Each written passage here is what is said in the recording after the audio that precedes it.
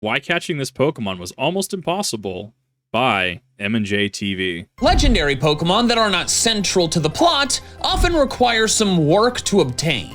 Find them deep within optional dungeons, chase them around the region, collect a bunch of stakes in the ground, etc. But that is all child's play compared to the most complex Pokemon quest of all time. Catching Regigigas in Gen 4. I wanted to revisit this chapter of Pokemon's history to demonstrate its insanity to those of you who've never done it. But even if you have done this before, come along to reminisce. And while you do, there's something I want you to keep in mind to kind of frame the whole thing. Imagine trying to do this without the internet or a guidebook. Yeah, because if I remember correctly, you have to Gen 3 do all the Regis with the puzzles associated, like Relicanth, right? Stuff like that. And then you have to bring them up to Gen 4, Diamond Pearl, well, Platinum as well, right? I don't know if Platinum's different. I haven't actually done it Platinum. I did it in Pearl back in the day. And then you have to do the Regigigas puzzle down there. And I think you have to have all of them in your party. Like, there's some weirdness to this. The quest begins in Ruby, Sapphire, and Emerald. Yes, the previous generation. Yep, because it built At some point in your adventure, you likely came upon some strange rock structures. The ones most likely to be found organically are in the desert and then on the southern half of Route 120. I've done this But if you decided to explore Route 105, one of the water routes connecting Petalburg to Dewford, you may have seen the third. However, they're just rocks. There's no way to do anything other than walk around them.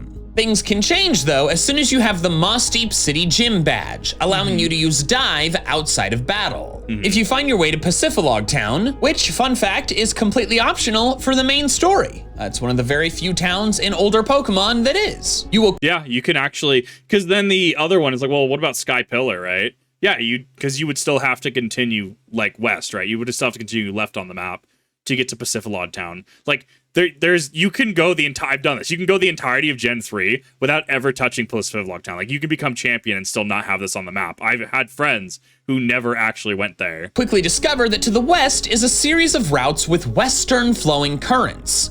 It's a unique setup requiring multiple passes through in order to see everything. During one of those passes, you're likely to see a dark patch of water where you can dive. But reaching it can be tricky. If you don't surf from one of two specific tiles on this landmass, you'll miss it and have to try again. But you can definitely reach it with just a little bit of trial and error. Once diving down, you'll enter a small room that exits into a chasm, but it's short and a dead end. The only thing of interest is text engraved in the wall, but it's Braille? Yeah. This is an immediate spike in absurdity. The Pokemon meme is in fact correct. If you didn't know, Pokemon literally Lamau go read Braille. It's true. It's correct. Like this is an actual meme. Sure, the dive spot is deep in an optional route, but it's very reachable for anyone doing their due diligence of exploration. But then suddenly, you're greeted with symbols you may have never seen before, because the only people that normally use them cannot see. And what's striking about this inscription is that there is no in-game way to translate it. Nope. At least, not yet. You must have external help, which is rare for a Pokemon game. That's rare for games in general. At that point, in games they'll generally shy away from this. So, like, the one that comes to mind, Silent Hill 3, I was watching a review on that specifically, how once you go up in a puzzle difficulty, because there's a book puzzle, like, in the bookshop, like, and, like, on, like, the easier difficulties, it's, like, just, like, arrange the books in a specific order, and, like, it's pretty easy to figure out. But, like, on the hardest difficulty, you have to, like, know Hamlet. You have to know, like, Shakespeare's works, because they're Shakespearean books, right? And you have to be intimately familiar with the details of it to pick out the nuances required for the puzzle to then solve the puzzle. I am not looking forward to going through that difficulty. Let's put it that way. But, like, the fact that you have to— the similarity there is that you have to have the outside information, that outside knowledge to assist in one way is awesome. In the other way, it is a massive ask of any player, because YouTube videos struggle with this all the time, right? Getting your audience to do something, right? To like a video or subscribe, right? Wink, wink. Which most channels do, right? It's getting someone motivated to do the thing. I don't know. Maybe it's because of our propensity as Pokemon players that we kind of just took it in stride, and we've kind of made memes on it about it throughout the years. But like this, you would not see this, in my opinion, from a modern AAA or quadruple A game. Maybe double A, indie, like an indie horror. I could totally see something like that. But you would not see something like read Braille, Lamau, or, well, I hope you read Shakespeare's anthology because we're about to quiz you on Hamlet and the differences between that and Romeo and Juliet, and those differences will actually determine the order which the books are in. You just wouldn't see that nowadays. So, how can you translate it? Well, it depends on where you live. Japanese and Australian copies of Ruby, Sapphire, and Emerald included an insert with a translation chart. That's and so European cool. copies had one in the instruction booklet. But North American copies didn't. Instead, including a trainer tip recommending that players contact Nintendo Nice. for help with Braille. Contact Nintendo? What do you mean? It's 2003! How are we supposed to do that? Mail them stone tablets? I'm already hearing the dial-up noise in my head thinking about 2003. I'm hearing it. It's 80 years from now. I'm going to be hearing it. Personally was able to translate the line because I insisted on having a guidebook for my earlier games, Right. and mine included a Braille chart with it. I think I actually owned this book once upon a time. Yeah, it did have a chart. Okay, that's not entirely true. The book did have a Braille chart, but the page on the sealed chamber just straight up told you what it said. But I want Fair. you to think about the kids, and maybe you were one of these kids, that did not have access to the internet or a guidebook. Yep. How were they supposed to translate this? He brings up a good point because building on our previous conversation, my previous tangent, and keeping it brief, this can lock people out of the game. This can and will alienate fans. Well, the answer was real Braille. Yeah. Turns out the alphabets are identical, at least in English. So after you find some external source to translate the Braille, you can see that this inscription reads, "Go up here." You can ascend from your dive anywhere in the chasm, but only directly in front of the inscription will lead you to the sealed chamber. Specific Then inside is More Braille. Braille. Yep. 10 rock mounds, each with an inscription, plus one more inscription on the far wall. It's a lot to go through. But actually, not really. You see, the wider mounds just spell out the alphabet in order, while the two smaller ones are the symbols for a period and a comma. So if you're trying to break a cipher, if you're actually if you were so inclined, there's 26 of these. What if we correspond this to the letter of the alphabet? Does this actually make words, right? You could hypothetically solve that. Absolutely. Technically, yeah. So he brings up a good point. It is technically in game where you could intuit a solution. Assuming you're able to infer that this is the alphabet, this is your in-game way of translating the Braille. At least it's there. But it's after the first inscription. The only way you reach this is if you accidentally hit B twice when backing out of the "Go up here" inscription. Which, now that I think about it, would have been insanely awesome. Could you imagine? You're just trying to go back up to the route, you hit B and you're like, okay, I guess I'll just go up here, and then you're in a new place. Ha-ha, it is I, Guarantee Boy.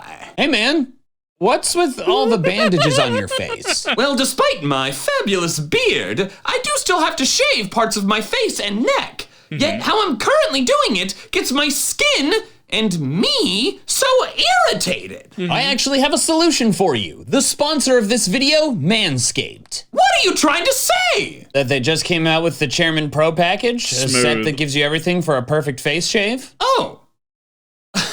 That's funny. You see, I thought you were trying to imply that my face looks like... The package includes 3 pieces. The first is the Chairman Pro Shaver with a 360-degree contouring head and 2 interchangeable skin-safe blade heads. Dude is jacked. I look like Nezarek from Destiny.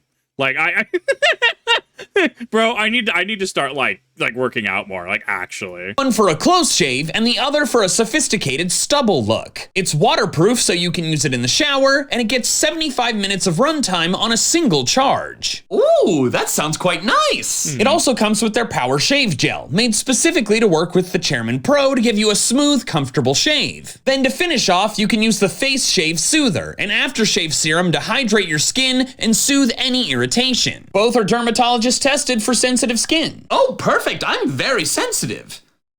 in more ways than one. The Chairman Pro package is the way to go to upgrade your grooming routine. Use code JTV20 for 20% off your order plus free shipping. Linked in the description below. Fantastic! I will do that right away. And I'm glad we cleared up any confusion. Otherwise, things could have turned ugly.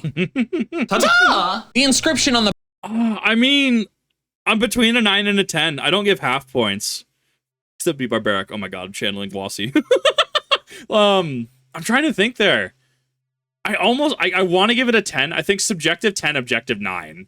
I liked the transition, even though it was non-existent. It technically did transition into the ad, even with that jump cut, very well. Audio was consistent, a lot of personality. It didn't feel like just a flat read. Length didn't even honestly feel that long, if I'm being honest. I mean, it was probably more akin to about, let's see, 6:32, so about over a minute. It felt like 30, 40 seconds. Like, I thought it was a really great ad. I don't know what pushes it to a firm objective 10 out of 10. Trying to think on that. But like, no, this is a solid 9 bordering into 10. I liked it. Back wall simply translates to dig here. This requires having a Pokemon use dig in that spot, which is a pretty surprising requirement. Dig is a TM move, and there's only one TM for dig in the entire game.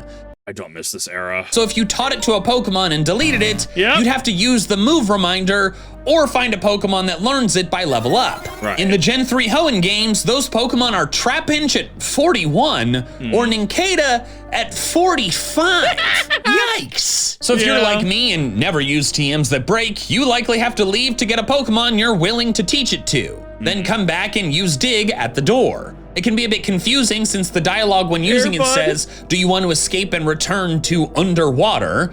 But if you ignore that dialogue, instead of escape roping out, the wall falls open and you can enter the final chamber. And finally, within that, you'll find more Braille. Inside are 7 new mounds. The one at the back of the room is the most important one, but if you take the time to translate the others, you'll get some background about the people who constructed this strange place. In this cave we have lived. We owe all to the Pokemon, but we sealed the Pokemon away. We feared it. Those with courage, those with hope, open a door. An eternal Pokemon waits. A bit of an aside here. I know I've kind of like complained about needing external information to do this quest. But I gotta say, if you're doing this, not knowing where it's going and not having external information, that is kind of sick.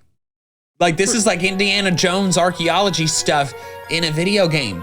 Like, he brings up a good point. It is the exploration factor. This is back when, you know, I could go into Google right now and I could be like, well, let's Google Rayquaza location, heart gold, soul silver, because I'm pretty sure that it did have a catchable location. And now we have, you know, Google overview, now we have Reddit, and now we have Pokemon database. Talk to Professor, I'll give you a Jade Orb, which make Rayquaza appear at Embedded Tower, right? But like, and while that's in this specific example, this is something that, like, you know, you would find through normal gameplay progression, right? Especially post story. Like, we didn't really have that back in the day. You couldn't go, what egg group is Skitty offhand, right? Like, you didn't necessarily understand IVs and EVs at a level that we have today with a basic Google search. What are the EVs that Iron Hands gives you in Pokemon Scarlet, well, Violet specifically? 3 attack. I've had to look it up on the internet, right? In context, in the era, with the whole "we all live in a Pokemon world" catchphrase, remember how that was a thing, right? How that was a big pushing point, selling point to the kids? Like, this makes sense in terms of a big, grand, overarching mystery. And then everyone just ends up shortcutting it at a certain point, either through guides, the mass adoption of the internet, etc. Like, you have to take it in the context that of the era, right? And frankly, I kind of wish I didn't have my guidebook. Yeah? No, that's not true. I kind of wish I didn't have the guidebook now. Yeah. But as a 9-year-old, this would have just pissed me off. Getting into the lore a bit, this passage has always confused me. There's some slight differences among the languages, but the singular it seems to imply one Pokemon, not 3. The Japanese translation on Bulbapedia mentions how they don't have a subject at all, singular or plural, but then they still write it out as an eternal Pokemon. But of course, things do often get lost in translation. The way this is written has led to theories that the passages are teasing Regigigas, maybe sealing its subordinates away to weaken the leader. Pretty fascinating if they were thinking that far ahead. But returning to the quest itself, the final mound says one of 2 things, depending on your game version. In Ruby and Sapphire, it says first comes Relicanth, last comes Wailord. This is first to party positions. Emerald simply switches the positioning of the 2 Pokemon. The wording is a bit tricky, but it's not a crazy logic jump to figure out that first means the first position in your Pokemon party, and last means the last one. However, the Pokemon required are pretty difficult to obtain. Let's start with Wailord. If you did not use one on your team, this will be tedious. You have to do one of the following. Fish for a high-level Wailmer, then level it up 1 level, find the 1% Surfing Wailord on Route 129, or grind up a normally leveled Wailmer. Regardless of the method, it is time-consuming. Relicanth might be faster, but it's definitely trickier, because if you're doing this back in 2003, there's a very real chance that you don't know it exists. Point in case, right? Like, we know it exists in the Pokedex. What is Relicanth, though? I can go to Google, where is Relicanth in, let's just say Sapphire, right? And we can Google, where is Relicanth in Sapphire? Google AI overview, how do game facts? A lot of game facts. I've been visiting game facts a lot recently, actually. When diving through underwater vegetation on routes 124 and 126. It's rare, but you increase your chances by getting, ellipses continued, right? Unless you have a guidebook, especially in an era without the mass adoption of the internet, right? Like, this literally, supports the point I brought up. This is very much of the era. If you'd seen something external listing all of the Hoenn Pokemon, you would of course know about it. Quick aside, actually relevant quick aside, I feel that Pokemon tries to recapture this with things like Rune Grigus and modern like, weird evolution things, right? But it doesn't quite hit the same mark. So it's interesting to think about this in a retro capacity, this is what Pokemon kind of tried to do, and trying to do it in a modern setting, and people running into frustrations with certain evolution methods like Overquill, Rune Grigus, Annihilate, etc. It's just food for thought. But if not, then it is exceedingly likely that you've never encountered it at all. Relicanth has no evolutions and is not used by any trainers. The only place to see it is where you obtain it, underwater seaweed on Route 124 or 126, and with only a 5% spawn rate. You also move much slower underwater than when surfing, so encounters are infrequent. It took me 15 minutes of doing nothing but intentionally hunting for it before the first one even appeared. I have been hunting this stupid Relicanth Yep. for 15 minutes! This is when you just do it on stream. You're just like, chat, I need to find the funny. Please keep me company for like an hour. So if reading this braille is your first time ever encountering the word Relicanth, you're gonna need some external source to figure out what and where this thing is. What is this word? And then, speaking from experience, probably get kind of annoyed when looking for it. Yeah. Taking a moment to pivot to some lore, what is the significance of Relicanth and Wailord? Well, Bulbapedia says the following. The significance of why Wailord and Relicanth are needed might have something to do with a general theme of the Ruby, Sapphire, and Emerald games, the relationship between land and sea. Relicanth is based on the coelacanth, a creature that is considered to be closely related to the ancestors of all land-living vertebrates. Wailord is based on the whale, a creature whose ancestors once lived on land, but have since evolved to live in the ocean. That's pretty interesting. I know this is not relevant to the video, but this makes me wonder how the oarfish evolved to be the way it is. That fish fascinates me. Anyways, without knowing this was coming, it is extremely unlikely that you have both these Pokemon in your party, so you have to leave again and go obtain them. This could be quick if you get lucky, or time-consuming if not. But once you have them, you go all the way back down, put them in the correct positions, and interact with the back wall inscription. Then, this happens. I think if I remember correctly, it quakes, and then that triggers the 3 rocks that we discussed in the first part of the video. That triggers them to have doors open, if I remember correctly, to which each of them will have their own braille chamber, followed by a chamber with the Reggie in it.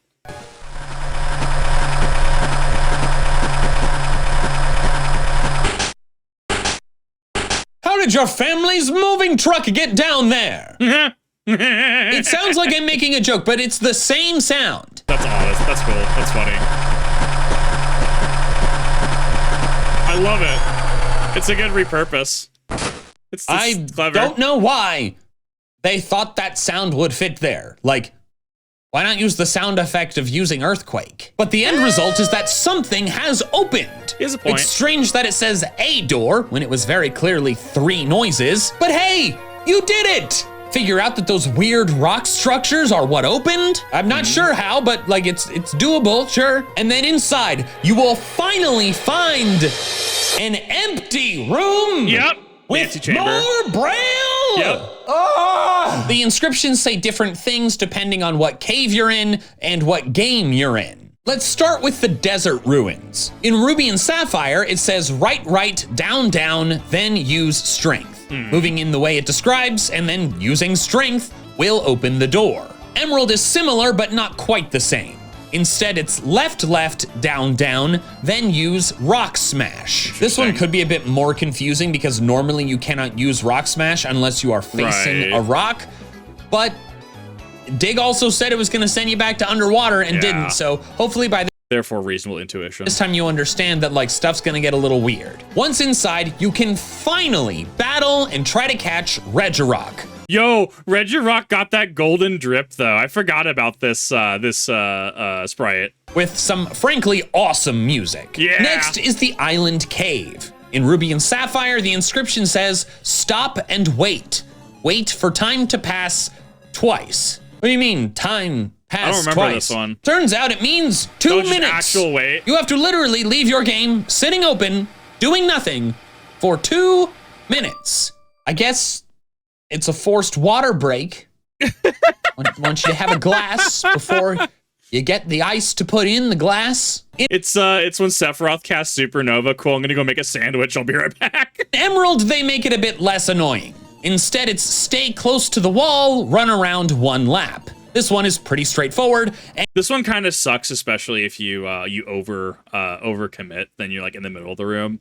I actually ran into a couple issues with this one, but that's also because I'm a certified dingus. you don't have to do it perfectly for it to work. Oh, really? Inside is the battle with Regice. Finally is the Ancient Tomb.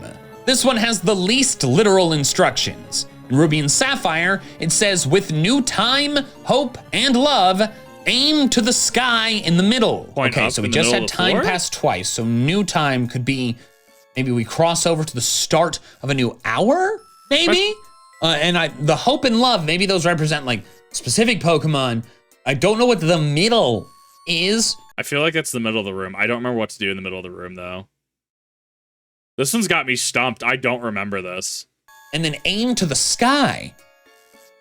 Like, for Team Sky? Then in Emerald it says, those who inherit our will shine in the middle. Okay, inherit our will.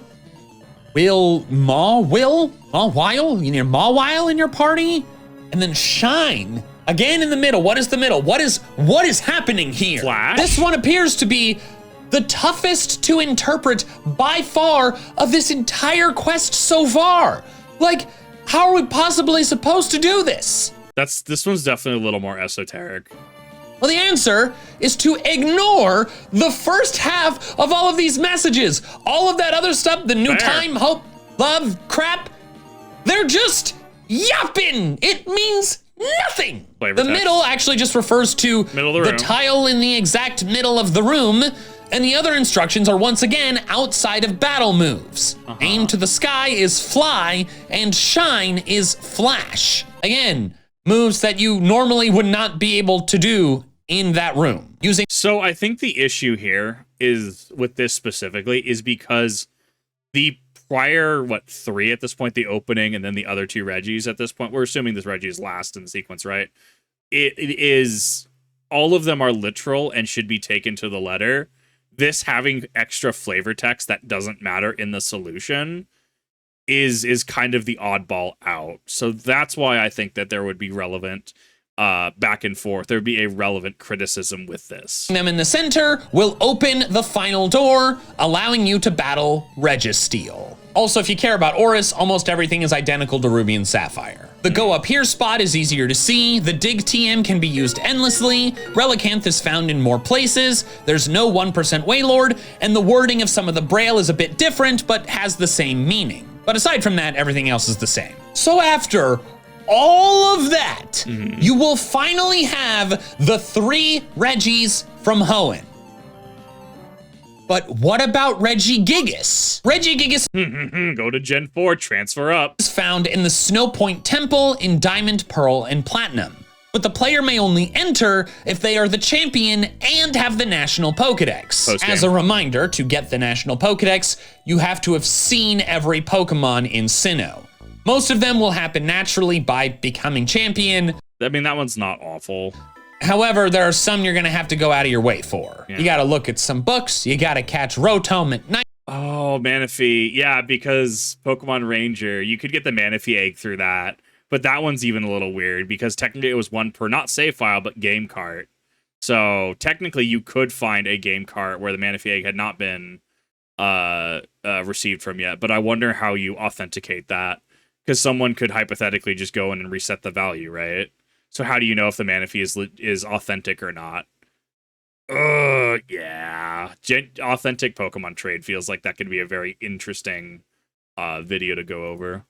You gotta make Mesprit run away, and you gotta at least battle the other 2 Lake Guardians. I had to do this to record footage for this video, and let me tell you, I never want to see an Azelf again. Yeah, but then you can finally enter the temple, you can descend all the way down, and then, oh my gosh, Regigigas just standing there. Solve the ice puzzle, interact with it, Nope. and the game refers to it as a statue. Yes, it does. I'll say the paint job has held up remarkably well. But then near Regigigas, an inscription reads, a body of rock, a body of ice, a body of steel.